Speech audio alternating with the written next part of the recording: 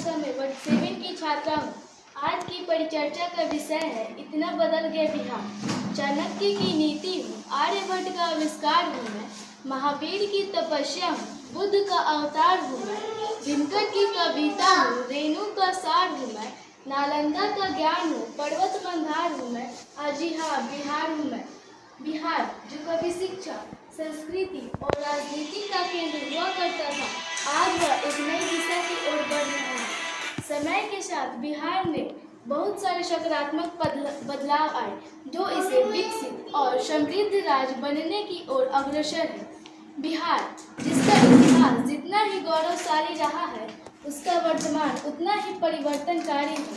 यह वह धरती है जहाँ चंद्रगुप्त मौर्य और सम्राट अशोक ने मौर्य साम्राज्य की नींव रखी, जिसने भारत को एक शक्तिशाली राष्ट्र बनाया। समय के साथ राज्य ने कई उतार चढ़ाव से गुजरा है, लेकिन पिछले कुछ दशकों से बिहार ने जिस तरह से खुद को बदला है, यह वाकई तारीफ है। सबसे पहले बात करें शिक्षा की। एक समय ऐसा भी आया जब बिहार को पिछड़ेपन और अशिक्षा का प्रतीक माना जाने लगा, लेकिन अब स्थिति काफ़ी हद तक बदल चुकी है। सरकारी योजना जैसे कि मुख्यमंत्री साइकिल योजना, पोशाक योजना और लड़कियों की शिक्षा को प्रोत्साहित करने के प्रयासों ने स्कूल के बच्चों को भी बढ़ाया है। 2011 में जनगणना के अनुसार बिहार में साक्षरता दर 61.80% थी और 2022 में यह बढ़कर 63.82% हो गई है।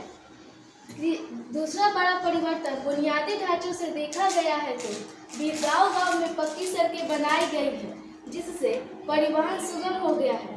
पुलों, बिजली और जल आपूर्ति के क्षेत्र में भी उल्लेखनीय विकास हुआ है। इसके अलावा डिजिटल इंडिया अभियान के अंतर्गत बिहार के कई गाँव में इंटरनेट की सुविधा पहुंच चुकी है। कृषि के क्षेत्र में भी बदलाव आया है। सरकार की तरफ से किसानों को सब्सिडी, बीमा और प्रशिक्षण देने की योजना किसानों में एक नई क्रांति लाई है। स्वास्थ्य सेवा सुधार जैसे कि आयुष्मान भारत जैसी योजना मील का पत्थर साबित हुई है। राजनीतिक रूप से भी बिहार में एक नई क्रांति आई है। बिहार में स्थिरता आई है और पहले जहां जातिवाद और गुंडागर्दी की हावी था, अब यह विकास और सुशासन के मुद्दे सामने आए हैं। महिलाओं की भागीदारी पंचायत स्तर से लेकर विधानसभा तक बढ़ी है।